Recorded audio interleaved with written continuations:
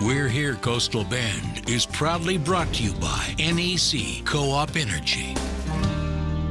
And in these trying times, we're committed to telling your stories, stories of hope, inspiration, to even triumph. And this is what many businesses are facing as this ongoing pandemic continues. Chris 6 News reporter Jeremiah Marshall has more from the Lumpia House in this We're Here segment. If you are looking or in the need for some Filipino cuisine, workers with Lumpia House can help you out. The original location is located on Waldron Road in Flower Bluff, and the family-owned business was able to open a second location on the south side on Staple Street. And she's doing really well over there, so they decided to go ahead and open up a second location here on the south side because she got a lot of requests from a lot of customers to try to bring one on this side, and so we did it. Manager Michelle Vell says her mother Elena worked very hard on the second store, Lumpia House number 2, which opened February 2020. However, 3 weeks later, the pandemic took its toll. The family says it was a challenge to get the word out about the new location. So it did affect a little bit as far as like us being as busy as we would like to, but we just fought through it, kept going, and now it's getting better.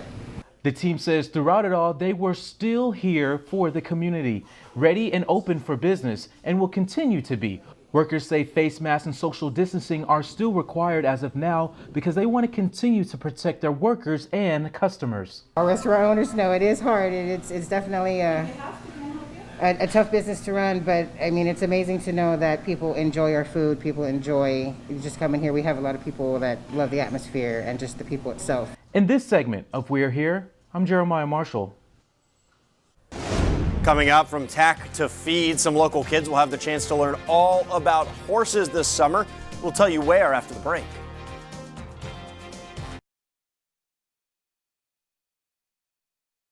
Chris 6 News at noon continues. Welcome back. For the first time, a Coastal Bend working horse ranch is inviting kids to learn about the safety of riding this summer. Our Cordera McMurray shows us how the ranch is prepping for the students. Owner of the Corpus Christi Horse House, January Godey, says she's opening a summer camp for the first time this summer for kids ages 5 through 13. She says those taking part will receive private lessons with a trainer and other fun activities. We have arts and crafts set up for them, like where they get to kind of paint their horse up for the day. We'll set up obstacle courses for them to ride and do additional arts and crafts and even have a splash day. Cassius Godey is one of the students taking part, shares what his favorite thing is about the whole camp. Probably the trail rides where it's like you just find a spot and you just walk around on a horse. And it's a lot of fun when you get like multiple people. Godey says there will be 5 sessions running 4 days each, with the first starting June 7th. The camps run from 8 a.m. till 1 p.m., and those taking part will be with the horse from around 9 a.m. to noon. 4 students will be taken per camp to keep everyone safe and socially distanced. We have to maintain safety on the ground first, which is always priority. So every kid will be assigned their horse for the day, and they'll have their own area, and we have a 2-to-1 teacher ratio. So we're really going to minimize exposure by keeping everybody totally separated for safety for the horses and for COVID. I'm going to be giving them the riding lessons from the ground. They're going to learn how to do some groundwork, so if their horse is not paying attention to them when they start playing with them, then I will teach them how to make sure they are paying attention before they step on them and get hurt. Godey says just be ready to have a new experience outdoors. It's a really great opportunity that most kids may never have their whole life, so get ready to have some fun. For pricing and registration for the Corpus Christi Horse House Summer Camp, visit our mobile app or website at christv.com. Reporting from Corpus Christi, I'm Cordero McMurray, Chris 6 News. Still to come, 80 films from across the planet at your fingertips as part of a film festival. How you can watch next. Chris 6 News at noon continues. Hi everyone, welcome back and a very good Thursday afternoon to you. It's a pretty sloppy day across the coastal bend, but first off, we want to get to the forecast for the 4A girls soccer state finals for tomorrow. Everyone is proud of the Lady Cats soccer team, and we are here at Channel 6 as well, so we want to wish them the best of luck. That'll be tomorrow at 10 a.m. versus Midlothian Heritage. They are looking for chances of showers and thunderstorms across the region, so ladies, coaches, be sure to have the rain gear with you ready. We'll be at 67 at 10 o'clock, 71 at the noon time frame with south-southeast southeasterly winds around 6 to 12 miles an hour, and that'll be taking place at Georgetown ISD Athletic Complex. So again, all the best of luck there for today as we look at the time lapse in downtown Corpus Christi. Just kind of soggy. You know what? I actually find it not a bad thing because we have drought conditions across the region that are continuing to expand, and even though the activity has remained light across the region, it's still a pretty messy day out there, and the roads are damp, so you want to use caution. We're at 74 degrees with an east-northeasterly wind at around 10 to 15 miles per hour. And as far as rainfall amounts are concerned, officially out at the airport, it's better than double zeros out there. We've registered 2/100 of an inch of rain, 400s off in Robstown, and 500s over into the Alice area. Even here in downtown Corpus Christi, as we take a look at our WeatherBug camera, we're at 73 degrees. We've had a gust so far of 24, and right now holding on to an east-northeasterly wind at 16 miles an hour. And look at that rain gauge, 2/100 of an inch of rain even here in downtown Corpus Christi. So hey, again, it's certainly better than nothing. Live radar right now is showing very light activity. It's over most of the coastal bend with cloud coverage across the region as well. And I've actually bumped up the sensitivity to try to see some of the activity out there. But out around Driscoll earlier off into the Alice area going along 44, we had a brief little shower there, and we have some light activity that is pushing out near Ingleside by the Bay, Portland as well, and of course here in downtown Corpus Christi as well, making for some damp conditions. So I want to go to a Weather 101. Even though we don't have any thunderstorm activity out there, we want to talk about lightning facts and lightning safety. When thunder roars, you most certainly want to go indoors, and I know that's a lot of information, but when we have thunderstorms building out there, we have positive and negative electrons that go back and forth, and eventually they meet up in the middle, and that's the process that you see right there is the traveling lightning bolt off and about, and usually following that lightning bolt is when we hear the thunder out there. So you certainly want to use caution as we start to get into the season where we see more and more thunderstorm activity. So again, we're at 74 degrees right now, 80 over in Orange Grove as well as in San Diego, 83 off in Freer, and again a bit breezy outdoors with the winds 10 to 20 miles an hour. Hour by hour forecast showing temperatures holding on to the 70s. I do think we actually will struggle to get to the lower 80s, but nonetheless, we'll shoot for that with those east-southeasterly winds 10 to 20, about 81 here, already pushing the middle 80s for the inland communities. We do have a rip current risk that is moderate out there in the bay, slightly choppy. All this because of stalled frontal boundary. We do have the opportunity for some severe weather up into the Del Rio area, pushing towards Junction as well.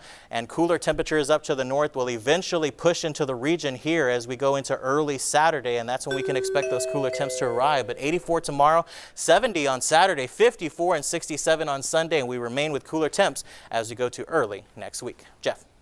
Thank you very much, Juan. The 18th annual Ocean Film Festival starts today. 80 independent ocean films from around the world will be featured this year. It runs through May 2nd. For more information on how you can get passes, visit our website, christv.com. Still to come, the defense has now rested their case in the murder trial of Derek Chauvin. What they're trying to prove next. Welcome back. Today, Derek Chauvin's defense team rested their case without calling the former Minneapolis police officer to the stand. Court TV's Chanley Painter has the latest. Breaking news in the Derek Chauvin murder trial as the defendant himself tells the court he will not take the stand and testify in his own defense. This is the first time we've heard from the defendant Derek Chauvin during the trial. Have you made a decision today whether you intend to testify or whether you intend to invoke your Fifth Amendment privilege? I will invoke my Fifth Amendment privilege today. Mr. Nelson makes a lot of the decisions in trial, but one he cannot make for you is whether or not you testify. And he can give you advice, and you can take that advice or reject that advice. But the decision ultimately has to be yours and not his. Is this your decision not to testify? It is, Your Honor. All right. The defense has rested its case in chief, but the prosecution wanted to put on a rebuttal case. They asked the judge if they could present newly tested evidence revolving around the carbon monoxide numbers in George Floyd's blood in light of Dr. David Fowler's testimony regarding the issue yesterday. But the defense argued that the state had ample time to bring this evidence forward. Once the prosecution's rebuttal case ends, then we will have the all-important closing arguments in this matter. Now, the judge told the jury that probably won't happen until Monday. At that time, the jurors will be sequestered throughout the deliberations until they reach a verdict in this case. That's the latest from here in Minneapolis. I'm Chanley Painter with Court TV.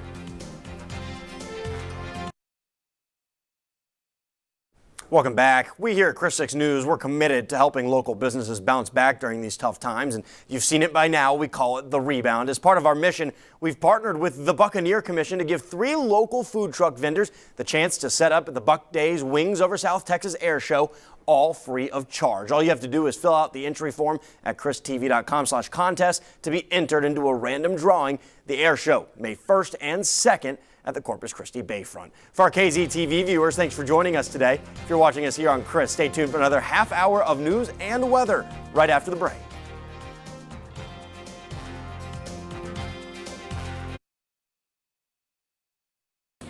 From Chris TV, this is Chris 6 News at noon.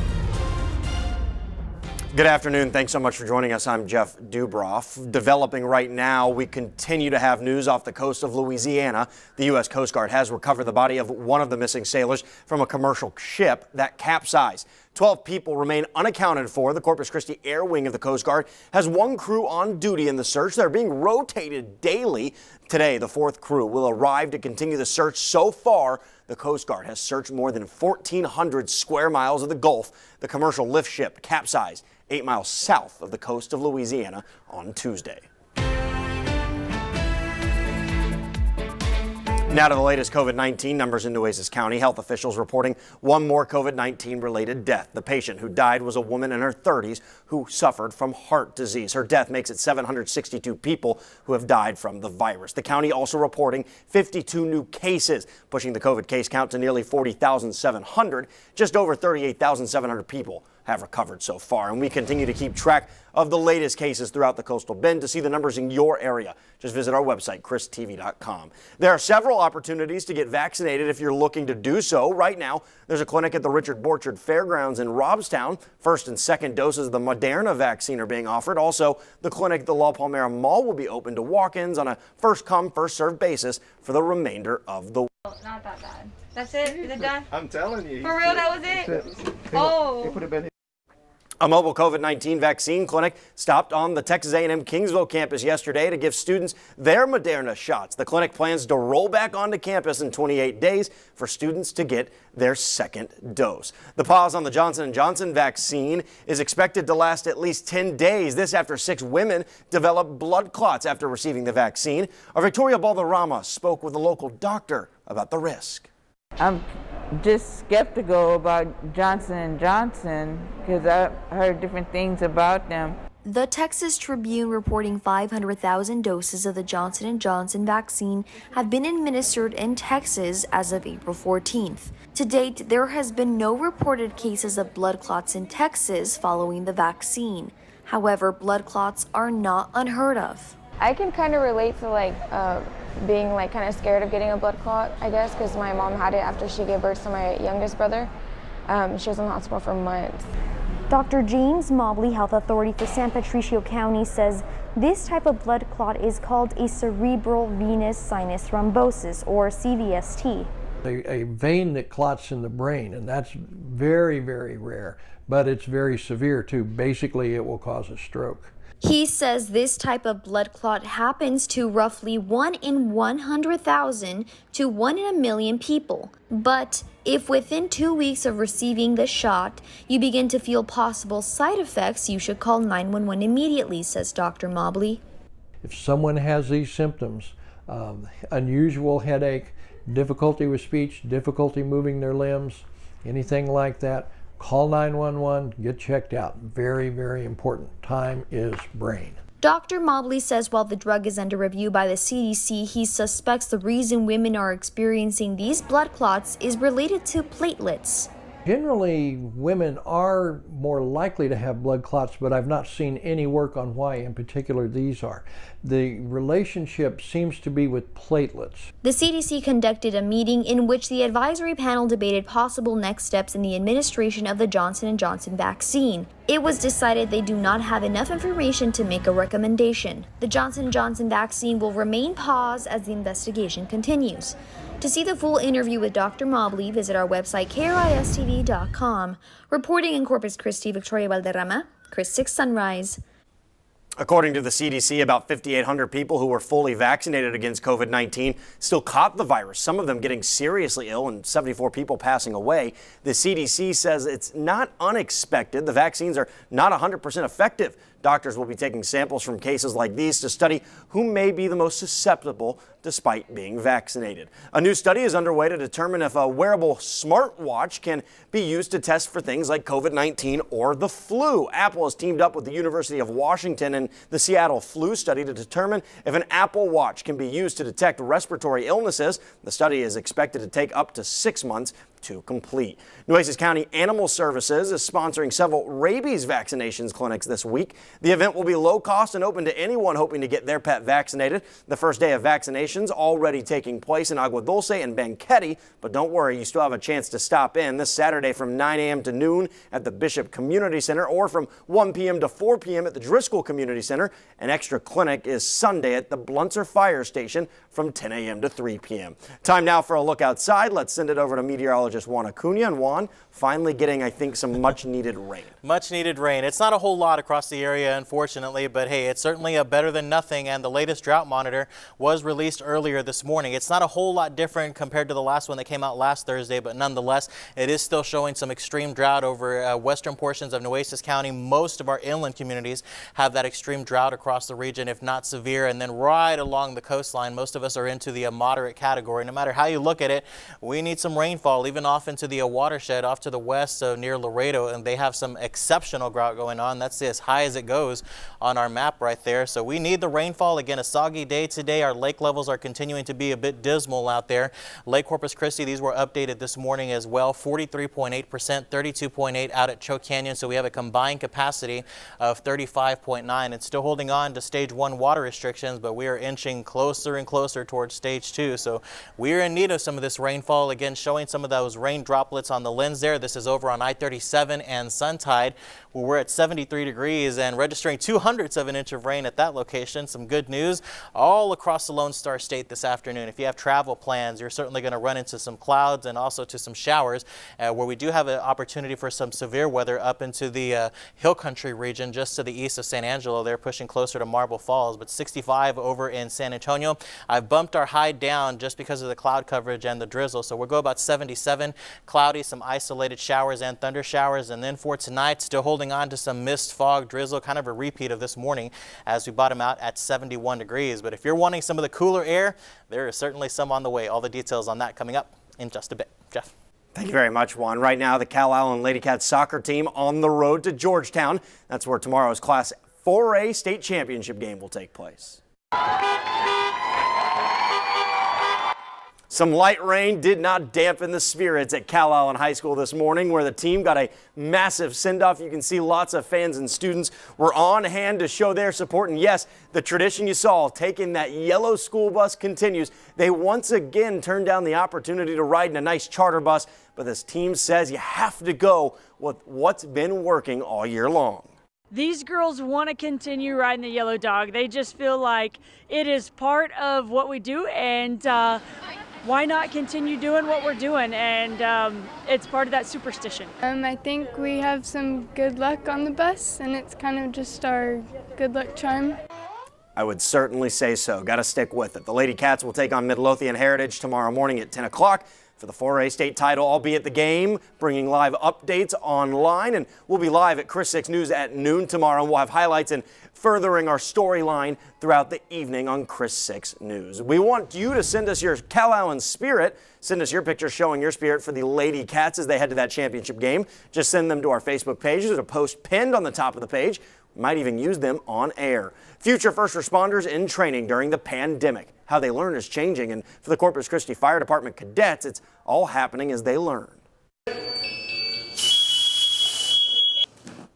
Firefighter cadets learning to cover their entire body as part of a year-long EMS program at Del Mar College. Training includes life-saving work as firefighters and paramedics, and now the added challenge of learning during the pandemic. So is there fear? Do you have fear? You have to, I think. And I think you have to use it to try to make sure that you're keeping yourself safe and you're keeping your brothers and your sisters that go in there with you too safe. The full story tonight on Chris 6 News at 6. If you missed the last story about the pandemic training, you can watch it on your Chris 6 mobile app or on our website, christv.com. President Joe Biden adding new sanctions against Russia for what he says was interference with American interests. That story's next. Chris 6 News at noon continues. Today, President Joe Biden signed an executive order authorizing new sanctions against Russia for tampering with the 2020 elections. Natalie Brand reports. The Biden administration announced sweeping new sanctions targeting Russia in retaliation for its cyber attacks and interference in the 2020 election. Our adversaries today are operating with scope, scale, sophistication that is unlike we've seen before. The sanctions target more than 30 individuals and entities. The State Department is also expelling 10 Russian diplomats and intelligence officials stationed in the U.S. When we push back with our allies and partners, we obviously increase the cost and we increase the delegitimization of essentially those types of activities. President Biden had a phone call with Russian President Vladimir Putin on Tuesday in which he warned actions would be coming and raised concerns about Russian military buildup along the border with Ukraine. The administration also says it's responding to reports that Russia encouraged Taliban attacks against U.S. personnel in Afghanistan. Secretary of State Tony Blinken made a surprise visit to Kabul this morning and addressed concerns, including some from the intelligence community that Afghanistan could descend into civil war and become a safe haven for terrorists after U.S. troops pull out. The consequences of that future are literally in no one's interest. President Biden announced Wednesday he's withdrawing all U.S. troops from the country by September 11th. That was Natalie Brand reporting. President Joe Biden has proposed a summit with President Vladimir Putin in Europe this summer. Putin has not said whether or not he will attend. A bill up for debate in Austin would remove the need for a concealed carry permit. We'll explain next. Chris 6 News at noon continues.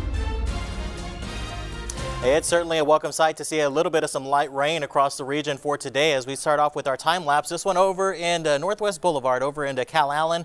And you can see starting off the morning fairly dry. We had a few little sprinkles off and about, then about 10 to just before the noon time frame. Started getting a little bit damp out there. Some light sprinkles still across the area as we hold on to 73 degrees. That's a live look. Lots of traffic out there this morning. Also a look at one of our new WeatherBug cameras. It's over at Matagorda Bay, Port O'Connor. You can see that nice Texas flag blowing out there in the wind and just looking absolutely gorgeous. And more into the way of some light shower activity. This is over on I-37 and Suntide. That's what's in the background as we look for more isolated showers and thunder showers across the region for today. Again, isolated in nature, not everyone participating, but a good portion of us are still seeing some of that light mist and drizzle. And if